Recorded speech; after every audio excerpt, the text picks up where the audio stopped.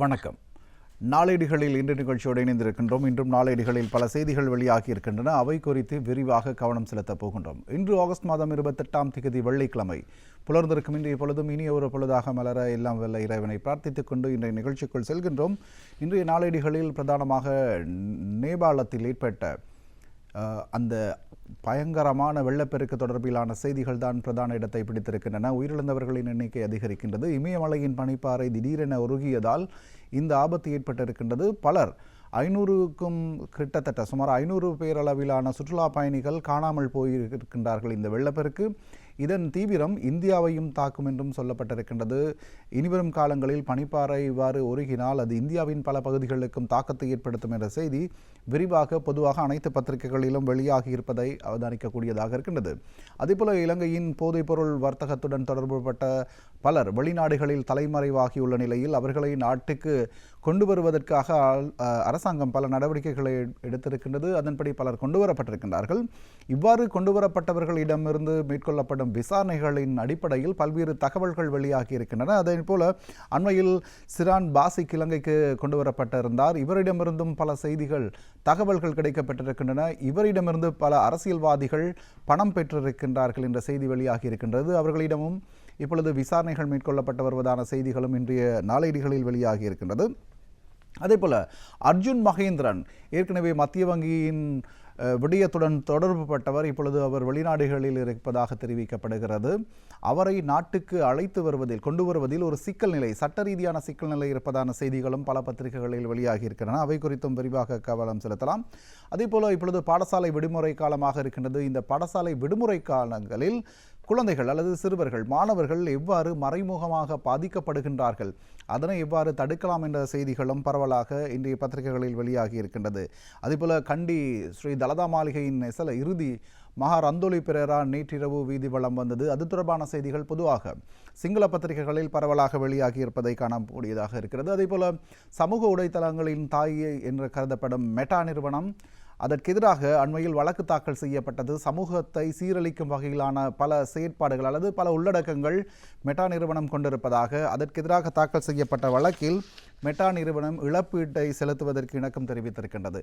இது தொடர்பான முக்கியமான பல செய்திகளும் பத்திரிகையில் வெளியாகி இருக்கின்றன. அவை தொடர்பில் இனி நாங்கள் விரிவாக கவனம் செலுத்தலாம். அந்த வகையில் இன்றைய தமிழன் பத்திரிகை எடுத்துக் கொள்ளலாம். தமிழன் பத்திரிகையின் பிரதான தலைப்புச் செய்தி: நேபாள அனர்த்தத்தில் எகிரும் மரணங்கள், 1000க்கும் மேற்பட்டோரை காணவில்லை, பல கிராமங்கள் அடியோடு காணாமல் போயின என்பதுதான் இன்றைய தமிழன் பத்திரிகையின் பிரதான செய்தியாக இருக்கின்றது. இந்த செய்தி ஒரு வரைபடத்துடன் சுருக்கமாக தரப்பட்டிருக்கின்றது. இந்த திபெத்தில் உள்ள இமயமலை இவ்வாறு திடீரென உருகுவதால் பல பாதிப்புகள் ஏற்படலாம். இந்தியா குறிப்பாக பீகாருக்கும் இதனால் வெள்ளப்பெருக்கு அபாயம் ஏற்படலாம் என்றும் விரிவாக அந்த செய்தி தொடரப்படுகின்றன. நேபாளத்தின் இமயமலை பகுதியில் ஏற்பட்ட பனிப்பாறை சரிவு மற்றும் மண் சரிவு காரணமாக திபெத்தின் எல்லை பகுதியான வட நேபாளத்தில் திடீரென மிக மோசமான வெள்ளப்பெருக்கு புதன்கிழமை ஏற்பட்டது. இந்த திடீர் வெள்ளப்பெருக்கில் சிக்கி 335 பேர் உயிரிழந்ததாக ஆரம்பகட்ட விசாரணைகளிலிருந்து தெரிய வந்திருப்பதாக நேபாள அரசு உறுதிப்படுத்தி இருக்கின்றது. இந்த நிலையில் 273 பேரின் சடலங்கள் மீட்கப்பட்டுள்ளதாகவும் மீட்பு பணிகள் தொடர்ந்தும் நிலையில் சுமார் 1000க்கும் மேற்பட்டோர் காணாமல் போயிருக்கின்றார்கள். இந்த நிலையில் உயிரிழப்பு எண்ணிக்கை மேலும் அதிகரிக்கக்கூடும் எனவும் அஞ்சப்படுகிறது. வெள்ளத்தை தொடர்ந்து முப்படையினரின் கூட்டு பங்களிப்போடு மீட்பு பணிகள் தற்போது முழுவீச்சில் முடக்கிவிடப்பட்டிருக்கின்றன. அமெரிக்காவின் புவி ஆய்வு மைய தகவலின்படி சுமார் 520 மீட்டர் உயரத்தில் இருந்த இமயமலை பனிப்பாறையின் ஒரு பகுதி உடைந்து 1200 மீட்டர் கீழே பள்ளத்தில் வீழ்ந்துள்ளது. இதனால் ஏற்பட்ட பிரம்மாண்டமான மண்சரிவு மற்றும் பனிச்சரிவு ஆற்றின் கிளை நதியான லத்தோ ஆற்றை அடைத்தது. பின்னர் அது திடீரென உடைந்து திபெத்தின் எல்லையில் இருந்த நேபாளத்தின் சுருவா மற்றும் நுகோகோட் மாவட்டங்களுக்குள் பெருவெள்ளமாக பாய்ந்தது. இந்த நிகழ்வு 5.2 ரிக்டர் அளவாக பதிவாகிய நில அதிர்வை ஏற்படுத்தி இருக்கின்றது என்று விரிவாக அந்த செய்தியில் தரப்பட்டிருக்கின்றது. இந்த திடீரென ஏற்பட்ட வெள்ளப்பெருக்கு சுமார் 200 அடி வரை உயரத்தில் இருந்து வந்ததாகவும் தெரிவிக்கப்படுகிறது. இதனால் பல கட்டிடங்கள் முற்றாக அழிவடைந்த நிலையிலும் காணப்படுகிறது. தொடர்ந்து மீட்பு பணிகள் முன்னெடுக்கப்படுகின்றன. அந்த தருணத்தில் நேபாளத்தில் சுற்றுலா சென்ற பல 500கணக்கான வெளிநாட்டவர்கள் இதுவரையிலும் காணாமல் போனவர்களாக இருக்கின்றார்கள். காணாமல் போனவர்களின் எண்ணிக்கை 1500 கடக்கிறது. ஆகவே உயிரிழப்புகள் மேலும் அதிகரிக்கலாம் எனவும் அஞ்சப்படுவதாக அந்த செய்தி தொடர்ந்து செல்கிறது. அதேபோல தமிழன் பத்திரிகையில் மற்றொரு செய்தி வெளியாகி இருக்கின்றது. 5இல் 2 பெண்களுக்கு கணவனால் துன்புறுத்தல், வெட்கம், விவாகரத்து மீதான அச்சத்தால் முறைப்பாடுகளில் வீழ்ச்சி என்ற தலைப்பிலும் ஒரு செய்தி வெளியாகி இருக்கின்றது. ஆய்வு ரீதியாக பெறப்பட்ட விடயத்தில் இந்த தகவல் தெரிவிக்கப்படுகிறது. 5இல் 2 பெண்கள் பல்வேறு விதங்களில் துன்புறுத்தப்படுவதாக, கணவன்களால் துன்புறுத்தப்படுவதாக ஆய்விலிருந்து தெரிய வந்திருப்பதாக அந்த செய்தி தொடர்கிறது. இலங்கையில் உள்ள பெண்களில் 5இல் 2, அதாவது 139.8% அவர்களின் வாழ்நாளில் வாழ்க்கை துணைவர்களால் சரீர, பாலியல், உள மற்றும் பொருளாதார ரீதியில் துன்புறுத்தலுக்கு உள்ளாவதாக புதிய ஆய்வு அறிக்கையில் ஒன்றில் சுட்டிக்காட்டப்பட்டிருக்கின்றது. அதேபோன்று இலங்கையில் உள்ள பெண்களில் 4இல் 1 15 வயதிலிருந்தே சரீர மற்றும் பாலியல் துன்புறுத்தலுக்கு ஆளாவதாக அந்த ஆய்வறிக்கையில் தெரிவிக்கப்பட்டிருக்கின்றது. 8 மாவட்டங்களில் 888 பெண்கள் மற்றும் 109 பணியாட்களூடாக முன்னெடுக்கப்பட்ட ஆய்வுகளில் அவர்களின் அனுபவங்கள் மற்றும் தகவல்களின் அடிப்படையில் இந்த ஆய்வறிக்கையில் இலங்கையில் பாலியல் மற்றும் ஆண் பெண் தன்மையின் அடிப்படையில் துன்புறுத்தலுக்கு தீர்வு காணும் சேவை கட்டமைக்கப்பட வேண்டும் என்றும் இந்த ஆய்விலிருந்து வலியுறுத்தப்பட்டிருக்கின்றது. ஜனநாயகம், தேசிய நிதியம், டியோக்கா மற்றும் இலங்கையின் செயற்படும் விழுது அமைப்பு ஆகியன இணைந்து முன்னெடுத்த இந்த ஆய்வறிக்கையில் நேற்று முன்தினம் கொழும்பில் வெளியிடப்பட்டிருக்கின்றது. இதன் போதே இவ்வாறான பல விடயங்கள் தெரிய வந்திருப்பதாக அந்த செய்தி தொடர்கிறது. அதேபோல ஒரு செய்தி வெளியாக இருக்கின்றது. சிரான் பாசிக்கிடம் பணம் பெற்ற 10 அரசியல்வாதிகளிடம் விசாரணை என்ற தலைப்பிலும் ஒரு செய்தி வெளியாக இருக்கின்றது. முன்னாள் அமைச்சர்கள் இருவர் மீதும் குறிவைப்பு என்ற தலைப்பில் உபதலைப்பிட்டு அந்த செய்தி வெளியாகி இருக்கின்றது. இன்றைய தமிழன் பத்திரிகையின் முன்பக்கத்தில் இலங்கையின் முன்னணி போதைப்பொருள் கடத்தல்காரர்களில் ஒருவரான சிரான் பாசிக் தற்போது மத்திய குற்றப்புலனாய்வு பணியகத்தின் தடுப்பு காவலில் வைக்கப்பட்டுள்ள நிலையில் அவருடன் நெருங்கிய தொடர்புகளை பேணி கோடிக்கணக்கான பணம் மற்றும் பல்வேறு சலுகைகளை பெற்றதாக கூறப்படும் 10 முக்கிய அரசியல்வாதிகளிடம் எதிர்வரும் நாட்களில் விசாரணை இடம்பெறவிருப்பதாக தெரிவிக்கப்படுகிறது. இவ்வாறு கைது செய்யப்பட்ட சிரான் பாசிக்கிடமிருந்து பல தகவல்கள் கிடைக்கப்பெற்றிருப்பதாகவும் அதன்படி இப்போது ஆரம்பகட்ட விசாரணைகளில் 10 அரசியல்வாதிகள் அவர்களிடம் பணம் பெற்றிருக்கின்றார்கள். முன்னாள் அமைச்சர்கள் இருவரும் அவர்களில் அடங்குகின்றார்கள் என்றும் தெரிவிக்கப்படுகிறது. அவர்களிடம் இது தொடர்பில் எதிர்காலத்தில் விசாரணைகள் முன்னெடுக்கப்படவிருப்பதாக அந்த செய்தி தொடர்கிறது. அதேபோல இன்றைய தினகரன் பத்திரிகை எடுத்துக்கொள்ளலாம். தினகரன் பத்திரிகையின் பிரதான தலைப்புச் செய்தி, அர்ஜுன் மகேந்திரனை இலங்கைக்கு அழைத்து வர மாற்று சட்ட வழிமுறைகள் ஆராய்வு, நாடு கடத்துவதில் சட்ட தடைகள், பிணைமுறி மோசடி வழக்கு தொடர்ந்தும் முன்னெடுப்பு, இவ்வாறு பொதுமக்கள் பாதுகாப்பு அமைச்சர் கூறியிருக்கின்றார் என்ற செய்தி இன்றைய தினகரன் பத்திரிகையின் பிரதான தலைப்புச் செய்தியாக வெளியாகி இருக்கின்றது. மத்திய வங்கி பிணைமுறி மோசடி வழக்கில் நீதிமன்றத்தால் தேடப்பட்டு வரும் முன்னாள் மத்திய வங்கியின் ஆளுநர் அர்ஜுன் மகேந்திரனை இலங்கைக்கு நாடு கடத்துவதில் சட்ட ரீதியான தடைகள் காணப்படுவதால் அவரை நாட்டிற்கு அழைத்து வருவதற்கு மாற்று சட்ட வழிகள் தொடர்பில் அதிகாரிகள் ஆராய்ந்து வருவதாக பொதுமக்கள் பாதுகாப்பு மற்றும் பாராளுமன்ற விவகார அமைச்சர் ஆனந்த விஜயபால தெரிவித்திருக்கின்றார். சிங்கப்பூர் பிரஜையான அந்த நாட்டில் வசிக்கும் வரும் அர்ஜுன் மகேந்திரன் தமது பெயரையும் மாற்றிக்கொண்டுள்ளதாக அமைச்சர் குறிப்பிட்டிருக்கின்றார். சிங்கப்பூர் சட்டப்படி அந்த நாட்டு பிரஜை ஒருவரை இலங்கைக்கு அழைத்து வருவதில் சிக்கல்கள் காணப்படுவதாக தெரிவித்த அமைச்சர் இவ்வாறான சந்தர்ப்பங்களில் பின்பற்றக்கூடிய பல்வேறு சட்ட நடைமுறைகள் உள்ளதாகவும் அவற்றின் அடிப்படையில் அர்ஜுன் மகேந்திரனை இலங்கைக்கு அழைத்து வருவதற்கு தேவையான நடவடிக்கைகள் முன்னெடுக்கப்பட்டு வருவதாகவும் தெரிவித்திருக்கின்றார் என்று அந்த செய்தி தொடர்கிறது. மத்திய வங்கியின் பிணைமுறி மோசடி தொடர்பில் பல்வேறு குற்றச்சாட்டுகள் அர்ஜுன் மகேந்திரன் மீது சுமத்தப்படுகிறது. இவர் முன்னர் இலங்கையின் மத்திய வங்கியின் ஆளுநராக இருந்த பொழுது இந்த மோசடி இடம்பெற்றதாக தெரிவிக்கப்பட்டு அவர் மீது குற்றச்சாட்டுகள் முன்வைக்கப்படுகின்றன. என்றாலும் கூட இவர் இப்பொழுது சிங்கப்பூரில் இருக்கின்றார். சிங்கப்பூரின் சட்டத்தின்படி அந்த நாட்டு பிரஜையை நாடு கடத்த முடியாத நிலை காணப்படுகிறது. ஆகவே நடைமுறையில் உள்ள சட்ட திருத்தங்களை மேற்கொண்டு அவரை நாட்டுக்கு கொண்டு வருவதற்கான வழிமுறைகள் குறித்து இப்பொழுது ஆராயப்பட்டு வருவதாக பொதுமக்கள் பாதுகாப்பு அமைச்சர் தெரிவித்திருக்கின்றார் என்று அந்த செய்தி தொடர்கிறது. அதேபோல புகைப்படத்துடனான ஒரு செய்தி இந்திய தினகரன் பத்திரிகையின் முதல் பக்கத்தில் வெளியாகி இருக்கின்றது. நீர்கொழும்பு தேசிய மீலாத் விழாவில் என்று புகைப்படமிட்டு அந்த செய்தி வெளியாகி இருக்கின்றது. தேசிய மீலாத் தின நிகழ்வு நீர்கொழும்பு பெரியமுல்ல அலி ஹிலால் தேசிய பாடசாலையில் நேற்று முன்தினம் வெகு விமர்சையாக நடைபெற்றது. இதற்கு வருகை தந்த ஜனாதிபதி அனுரகுமார திசாநாயக்க சிறுமிகளால் மலர் செண்டு கொடுத்து வரவேற்கப்படுகிறார். அமைச்சர் ஹினிதும சுனில் செனவி, பிரதி அமைச்சர் முலீர் மொலாஃபர், பிரதி அமைச்சர் மஹிந்த ஜாய்சிங்க, மேல்மாகாண ஆளுநர் ஹனீஃபா யூசுப் ஆகியோர் படங்களில் காணலாம் என்று புகைப்படமிட்டு அந்த செய்தி வெளியாகி இருக்கின்றது இன்றைய தினகரன் பத்திரிகையின் முதல் பக்கத்தில். அதேபோல நாட்டில் பல பகுதிகளிலும் வறட்சி நிலவுகின்றன. அது தொடர்பான செய்திகள் தொடர்ச்சியாக நாளேடுகளில் வெளிவந்தும் இருக்கின்றன. இந்திய தினகரன் பத்திரிகையிலும் முதல் பக்கத்தில் அது தொடர்பான செய்தி ஒன்று வெளியாகி இருக்கின்றது. கடும் வறட்சி, நீர்த்தேக்கங்களின் நீர்மட்டம் வீழ்ச்சி என்ற தலைப்பில் அந்த செய்தி வெளியாகி இருக்கின்றது புகைப்படத்துடன். நாட்டில் நிலவும் வறட்சியான காலநிலை காரணமாக மகாவலி அதிகார சபையின் கீழ் பகுதியிலுள்ள பல முக்கிய நீர்த்தேக்கங்களின் நீர்மட்டம் குறிப்பிடத்தக்க அளவில் குறைவடைந்துள்ளதாக மகாவலி அதிகார சபை தெரிவித்திருக்கின்றது. சில நீர்த்தேக்கங்களின் நீர்மட்டம் 30% குறைவாக வீழ்ச்சியடைந்திருப்பதாக பதிவாகி இருக்கின்றது என்று அந்த செய்தி தொடர்ந்து செல்கிறது. நீர்நிலைகள் இவ்வாறு வற்றி வருவதால் கால்நடைகள் நீரை அருந்தச் சென்று சேற்றுகளில் புதைந்து உயிரிழந்த சம்பவங்களும் பதிவாகி இருக்கின்றன. அது தொடர்பான காணொலிகளையும் சமூக வலைத்தளங்கள் இருக்கின்றன. சில மிருகக்காட்சி சாலைகளில் தற்காலிகமாக தடாகங்கள் அமைக்கப்பட்டு அங்கு நீர் நிரப்பப்பட்டு அங்கு வாழும் கால்நடைகளுக்கு அல்லது உயிரினங்களுக்கு நீரை வழங்கும் நடவடிக்கைகளையும் அரசாங்கம் மேற்கொண்டு வருகின்றது. இது தொடர்பிலான பல்வேறு திட்டங்களையும் முன்னெடுத்திருப்பதையும் இன்றைய தினகரன் பத்திரிகை குறிப்பிட்டிருக்கின்றது. அதேபோல வெளிநாடுகளில் மேலும் பல சந்தேக நபர்கள் கைது, இலங்கைக்கு விரைவில் நாடு கடத்தல் என்ற தலைப்பிலும் ஒரு செய்தி இந்திய தினகரன் பத்திரிகையின் முதல் பக்கத்தில் வெளியாகி இருக்கின்றது. வெளிநாடுகளுக்கு தப்பிச் சென்று தலைமறைவாக வசிக்கும் ஒழுங்கமைக்கப்பட்ட குற்றச்செயல்களில் ஈடுபட்டதாக கூறப்படும் 65 சந்தேக நபர்கள் இதுவரை இலங்கைக்கு அழைத்து வரப்பட்டிருக்கின்றார்கள். மேலும் பலர் கைது செய்யப்பட்டுள்ள நிலையில் விரைவில் நாட்டுக்கு அழைத்து வரப்பட உள்ளார்கள் என பொதுமக்கள் பாதுகாப்பு பிரதி அமைச்சர் சட்டத்தரணி சுனில் வட்டகல தெரிவித்திருக்கின்றார். வெளிநாடுகளில் தலைமறைவாகியுள்ள குற்றவாளிகளை நாட்டுக்கு அழைத்து வரும் நடவடிக்கைகளின் போது ஒப்படைப்பு சட்டத்தை நடைமுறைப்படுத்துவதில் சில நாடுகளுக்கு இடையில் காணப்படும் வேறுபாடுகள் காரணமாக சிலரை கொண்டு வருவதில் தாமதம் ஏற்பட்டிருப்பதாகவும் பிரதி அமைச்சர் சுனில் வட்டகல தெரிவித்திருக்கின்றார். ஆகவே சில நாடுகளின் சட்ட நடைமுறைகளை அதற்கேற்றபடி மாற்றியமைக்க வேண்டியிருக்கின்றது. அது தொடர்பில் பேச்சுவார்த்தைகள் இப்பொழுது இடம்பெற்று வருவதாகவும் பிரதி அமைச்சர் சுனில் வட்டகல தெரிவித்திருக்கின்றார் என்று அந்த செய்தி தொடர்ந்து செல்கிறது.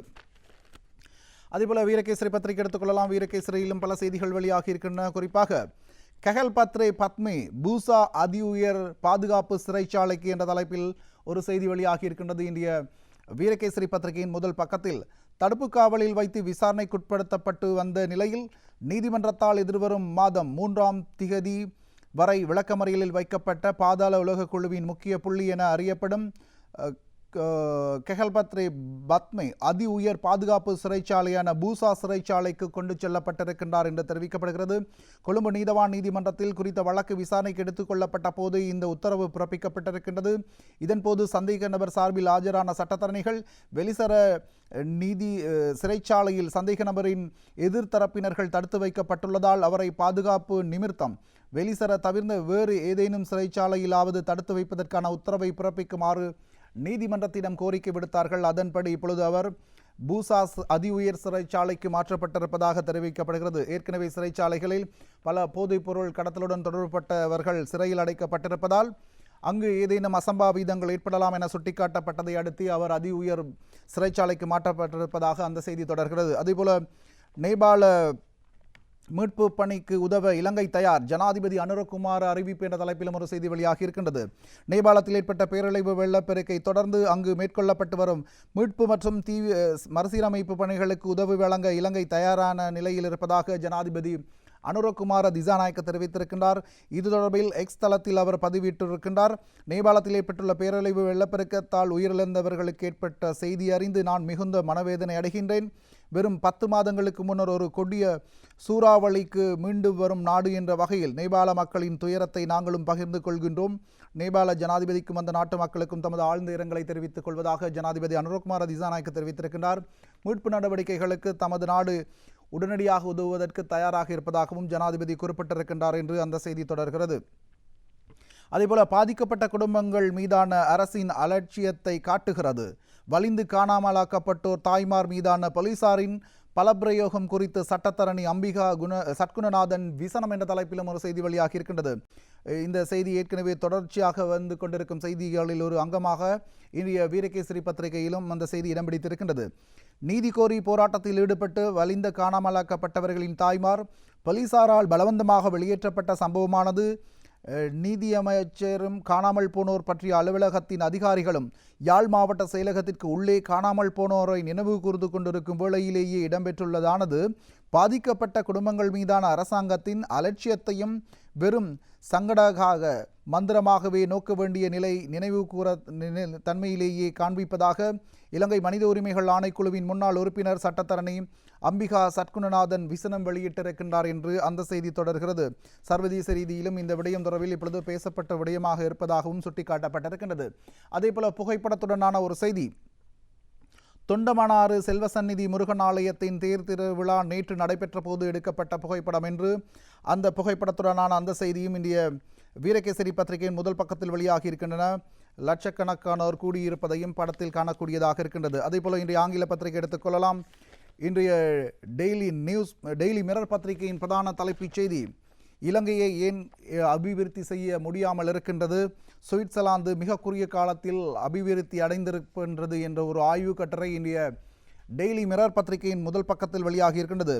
ஏழ்மையான இயற்கை வளங்களற்ற நிலையில் இருந்த சுவிட்சர்லாந்து 200 ஆண்டுகளுக்கும் குறைவான காலத்தில் வியூக தொழில்மயமாக்க, அதிகார பரவலாக்கல் மற்றும் மதிப்புமிக்க உற்பத்திகள் மூலம் இப்பொழுது உலகில் மிக பணக்கார நாடாக மாறியிருக்கின்றது, செல்வந்த நாடாக மாறியிருக்கின்றது. என்றாலும் கூட இலங்கையும் பல வளங்களை கொண்டிருக்கின்றது. மாணிக்கக்கல், அதேபோல கல்விசார் சமூகத்தினர் என்ற பல வளங்கள், இயற்கை வளங்களை கொண்டிருக்க பொழுதிலும் இன்னும் இலங்கை வளர்ந்து வரும் ஒரு நாடாகவே காணப்படுகிறது. அதற்கு என்ன விடயங்களை செய்ய வேண்டும் என்ற ஆய்வு கட்டுரையாக அமைந்திருக்கின்றது. வளமான மண், கடல் வளம், ரத்தின கற்கள் மற்றும் சிறந்த கல்வி கற்ற மக்கள் தொகையை கொண்டிருக்கும் இலங்கை இன்னமும் பொருளாதார நெருக்கடியுடன் போராடும் ஒரு நாடாகவே இருக்கின்றது. இலங்கை உண்மையிலேயே முன்னேற வேண்டுமானால் பொது மற்றும் தனிப்பட்ட வாழ்க்கையில் அனைத்து நிலைகளிலும் வெளிப்படைத்தன்மையும், தகுதிகளுக்கு முன்னுரிமை மற்றும் சட்டத்தின் ஆட்சியை உறுதிப்படுத்த வேண்டும் எனவும் சுட்டிக்காட்டப்படுகிறது. இவ்வாறான விடயங்களை மேற்கொண்டால் இலங்கையும் தலை சிறந்த நாடாக உலகில் பரிணமிக்க முடியும் என்றும் அந்த ஆய்வில் சுட்டிக்காட்டப்பட்டிருப்பதாக டெய்லி மிரர் பத்திரிகையின் பிரதான செய்தி வெளியாகியிருக்கின்றது. அதேபோல சுமார் 2 ஆண்டுகள் நிறைவடைந்துள்ள நிலையிலும் அரச பங்களாக்கள் பயனுள்ள பயன்பாட்டுக்காக காத்திருக்கின்றன என்ற தலைப்பிலும் ஒரு செய்தி வெளியாகி இருக்கின்றது. கடந்த காலங்களில் அரச பங்களாக்கள் அதிக அளவில் சொகுசுக்காக பயன்படுத்தப்பட்டன. அதனை அரசு சார்ந்த பணிகளுக்காக மாற்றுவதற்கு 2 வருடங்கள் இருக்கின்றது என்றும் அந்த செய்தி தொடர்கிறது. அமைச்சர்கள் பயன்படுத்தி வந்த சுமார் 30 அரச பங்களாக்கள் பயனுள்ள தேவைக்காக மாற்ற நடவடிக்கை அரசு இன்னும் ஈடுபட்டு வருகிறது. 2024 செப்டம்பர் மாதம் 21ஆம் திகதி அன்று நடைபெற்ற ஜனாதிபதி தேர்தலுக்கு முன்னதாக இந்த காலனித்துவ காலத்தின் பங்களாக்களை அமைச்சர்களுக்கான உத்தியோகபூர்வ இல்லங்களாக பயன்படுத்த போவதில்லை என தேசிய மக்கள் சக்தி அரசாங்கம் உறுதியளித்தது. என்றாலும் 2 வருடங்கள் கடந்துள்ள பொழுதிலும் அதனை பயன்பாட்டுக்கு எடுத்துக்கொள்ளாமல் அவ்வாறே இருப்பதாகவும் அந்த செய்தி தெரிவிக்கப்படுகிறது. அதேபோல மற்றொரு செய்தி இன்றைய டெய்லி மிரர் பத்திரிகையின் முதல் பக்கத்தில் வெளியாகி இருக்கின்றது. பாலியல் உள்ளடக்கங்களை பகிர சமூக ஊடக குழுக்கள் பயன்படுத்தப்படுவதாக குற்றச்சாட்டு என்ற தலைப்பிலும் ஒரு செய்தி வெளியாகி இருக்கின்றது. ஃபேஸ்புக் போன்ற சமூக ஊடக தளங்களில் செயல்படும் குழுக்கள் மூலம் பெண்கள் மற்றும் சிறுவர்கள் பாலியல் காணொளிகள் மற்றும் தனிப்பட்ட புகைப்படங்களை விற்பனை செய்யப்பட்டு பகிரப்பட்டு வருவதாக மகளிர் மற்றும் சிறுவர் விவகார அமைச்சு தெரிவித்திருக்கின்றது. முதற்கட்ட விசாரணைகளை தொடர்ந்து இந்த தகவல்களை மேலதிக விசாரணைகளுக்காக பெண்கள் மற்றும் சிறுவர் துஷ்பிரயோக தடுப்பு பிரிவு மற்றும் கணினி குற்றப்புலனாய்வு பிரிவிடம் அமைச்சு ஒப்படைத்திருப்பதாகவும் தெரிவிக்கப்படுகிறது. சம்பந்தப்பட்ட சமூக ஊடக குழுக்களை பரிசீலித்து தங்களுக்கு தெரிந்த நபர்கள் புகைப்படங்கள் மற்றும் காணொளிகளை இவர்கள் போலியான கணக்குகளை உருவாக்கி வெளிநாடுகளுக்கு விற்பனை செய்வதாகவும் தெரிவிக்கப்படுகிறது. ஆகவே இது தீவிரமாக ஆராயப்பட வேண்டிய விடயமாக இருப்பதாகவும் பெண்கள் மற்றும் சிறுவர் விவகார அமைச்சு சுட்டிக்காட்டியிருக்கின்றது. இது தொடர்பான மேலதிக விசாரணைகள் மேற்கொள்ளப்பட்டு வருவதாகவும் அந்த செய்தி தொடர்கிறது. அதேபோல இப்பொழுது பாடசாலை விடுமுறை இருக்கின்றது. விடுமுறையில் பாடசாலையில் மாணவர்கள் வீட்டில் இருக்கின்றார்கள். இந்த நிலையில் அவர்கள் என்னென்ன விடயங்களில் ஆபத்துக்களை அல்ல சவால்களை எதிர்நோக்குகின்றார்கள் என்ற செய்தியும் இன்றைய டெய்லி மிரர் பத்திரிகையின் முதல் பக்கத்தில் வெளியாகி இருக்கின்றது. விடுமுறை காலத்தில் குழந்தைகளுக்கு ஏற்படும் மறைமுக ஆபத்துக்கள் குறித்து நிபுணர்கள் எச்சரிக்கை என்ற தலைப்பில் அந்த செய்தி வெளியாகி இருக்கின்றது. குழந்தைகள் திரைகளை பயன்படுத்தும் நேரத்தை கண்காணிக்கவும், அத்துடன் தனிப்பட்ட தகவல்கள், கடவுச்சொற்கள், புகைப்படங்கள் அல்லது தங்களின் இருப்பிடத்தை புதியவர்களுடன் இணையத்தில் பகிரக்கூடாது என்பதை அவர்கள் கற்றுக் கொடுக்க பெற்றோர்கள் வலியுறுத்தப்படுகிறார்கள். இவ்வாறான செயல்பாடுகளினால் பிள்ளைகளுக்கு பல்வேறு பாதிப்புகள் ஏற்படுவதாகவும் தெரிவிக்கப்படுகிறது. இவ்வாறு அவர்கள் அதிக நேரம் கையடக்க தொலைபேசி அல்லது சமூக வலைத்தளங்களில் ஈடுபடுவதால் அவர்களுடைய பார்வை சம்பந்தப்பட்ட பிரச்சனைகளும் அவர்களுக்கு ஏற்படுவதற்கான வாய்ப்பு இருப்பதாக சுட்டிக்காட்டப்படுகின்றது என்று அந்த செய்தி தொடர்ந்து செல்கிறது. அதேபோல இன்றைய டெய்லி நியூஸ் பத்திரிகை எடுத்துக்கொள்ளலாம். டெய்லி நியூஸ் பத்திரிகையின் பிரதான தலைப்புச் செய்தி இவ்வாறு அமைந்திருக்கின்றது. புதிய சேவை பிரிவு மருத்துவ சமூகம் வரவேற்கின்றது என்ற தலைப்பில் அந்த செய்தி வெளியாகி இருக்கின்றது. இன்றைய டெய்லி நியூஸ் பத்திரிகையின் பிரதான செய்தியாக அது அமைந்திருக்கின்றது. சுகாதார அமைப்பில் நிபுணத்துவ மருத்துவர்கள் மற்றும் நிபுணத்துவ பல் மருத்துவர்கள் என்ற புதிய சேவை பிரிவு உருவாக்குவதற்காக அரசாங்கம் முடிவெடுத்திருக்கின்றது. இதனை நிபுணத்துவ மருத்துவர்கள் வரவேற்றிருக்கின்றார்கள் என்று அந்த செய்தி தொடர்கிறது. சுகாதார மற்றும் ஊடகத்துறை அமைச்சர் டாக்டர் நலிந்த ஜாயதீச சமர்ப்பித்த முன்மொழிவின் அடிப்படையில் அமைச்சரவை இதற்கான ஒப்புதலை வழங்கியிருக்கின்றது. புதிய சேவைக்கான நடைமுறை வரைவை தயாரிக்க குழு ஒன்றும் நியமிக்கப்பட்டிருக்கின்றது. இதன் மூலம் மருத்துவர்களின் சேவையை மேலும் பெற்றுக்கொள்ளக்கூடியதாக இருக்கும் என்றும் விசேட மருத்துவர் சங்கம் சுட்டிக்காட்ட இருக்கின்றது. இது ஒரு முன்னேற்றகரமான செயற்பாடு என்றும் அவர்கள் அரசாங்கத்திற்கு நன்றி தெரிவித்திருப்பதாக இன்றைய டெய்லி நியூஸ் பத்திரிகையின் அந்த செய்தி வெளியாகி இருக்கின்றது.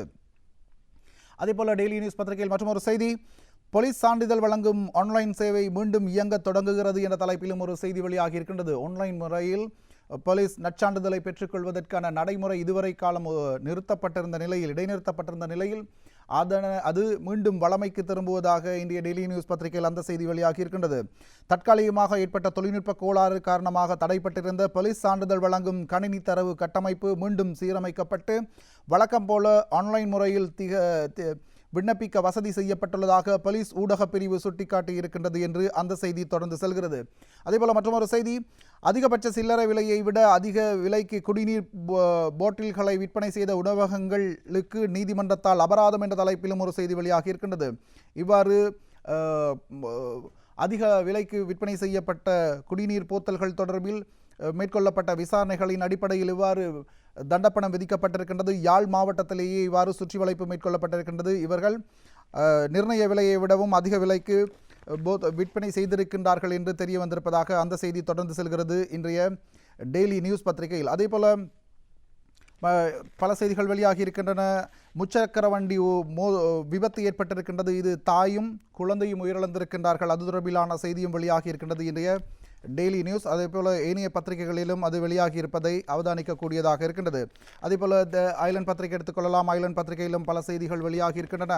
ஏற்கனவே பார்த்த செய்தி, போதைப் பொருள் கடத்தல்காரர்களுடன் தொடர்பு பட்டவர்கள் அவர்களிடம் பணம் பெற்றிருக்கின்றார்கள். அது தொடர்பிலான விசாரணைகள் முன்னெடுக்கப்படுகிறது. 8 அரசியல்வாதிகளிடம் இது தொடர்பிலான விசாரணைகள் முன்னெடுக்கப் போவதாக இன்றைய த ஐலண்ட் பத்திரிகையின் பிரதான செய்தி வெளியாகி இருக்கின்றது.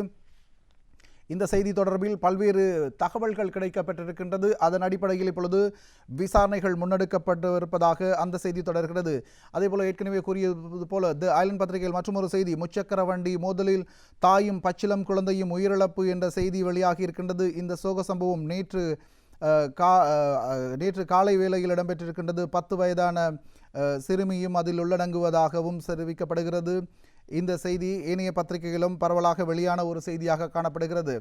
முச்சக்கர வண்டி விபத்துக்கள் தொடர்ச்சியாக இடம்பெறுகிறது. அதிக வேகத்தை கட்டுப்படுத்த முடியாத நிலையிலேயே இவ்வாறு விபத்து ஏற்பட்டிருப்பதாகவும் அந்த செய்தி தொடர்கிறது.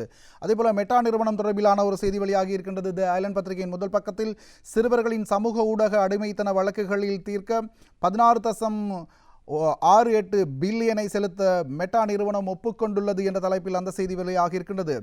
ஃபேஸ்புக் மற்றும் இன்ஸ்டாகிராம் தளங்கள் சிறுவர்களை அடிமையாக்கும் வகையில் திட்டமிட்ட வடிவமைக்கப்பட்டதாகவும் பாதுகாப்பு குறித்த தவறான வழிகாட்டல்கள் மற்றும் சிறுவர்களின் தரவுகளை தவறாக சேகரித்ததாகவும் அமெரிக்க மாநிலங்கள் சுமத்திய குற்றச்சாட்டுகளை தீர்க்க மெட்டா நிறுவனம் இப்பொழுது நட்டையீடை வழங்குவதற்கு ஒப்புக்கொண்டிருக்கின்றது. அதன்படி 16.68 பில்லியன் வரை செலுத்த மெட்டா நிறுவனம் ஒப்புக்கொண்டிருப்பதாக அந்த செய்தி தொடர்கிறது. 14 மாநிலங்கள் இணைந்து மெட்டா நிறுவனத்திற்கு எதிராக இந்த வழக்கை தாக்கல் செய்த நிலையில் அதன் வழக்கு விசாரணை நிறைவடைந்திருக்கின்றது. அதன்படி மெட்டா நிறுவனம் தமது குற்றத்தை ஒப்புக்கொண்டு இழப்பீடுகளை வழங்குவதற்கு தயார் என அறிவித்திருப்பதான வரலாற்று முக்கியத்துவமான தீர்ப்பாக அது அமைந்திருப்பதாக அந்த செய்தி சுட்டிக்காட்டியிருக்கின்றது. அதேபோல சிங்கள பத்திரிகை எடுத்துக்கொள்ளலாம். லங்காதீப பத்திரிகையின் பிரதான தலைப்புச் செய்தி, தரக்கட்டுப்பாடு இல்லை, 3 வலி நிவாரண மருந்துகள் மருத்துவமனைகளிலிருந்து அகற்றம் என்ற தலைப்பில் இன்றைய லங்காதீப பத்திரிகையின் பிரதான தலைப்புச் செய்தியாக இருக்கின்றது. உரிய தரத்தில் இல்லாத 3 வலி நிவாரணிகள் மருத்துவமனைகளிலிருந்து நீக்குவதற்கு இப்பொழுது அரசாங்கம் நடவடிக்கை மேற்கொண்டிருப்பதாக அந்த செய்தி இன்றைய லங்காதீப பத்திரிகையின் பிரதான செய்திகளாக இருக்கின்றன. இவைதான் இன்றைய தினம் பத்திரிகைகளில் வெளியான மிக முக்கியமான செய்திகளாக இருக்கின்றன. நாளேடுகளில் இன்றைய நிகழ்ச்சியில் எதிர்வரும் திங்கட்கிழமையும் சந்திக்கலாம். நன்றி, வணக்கம்.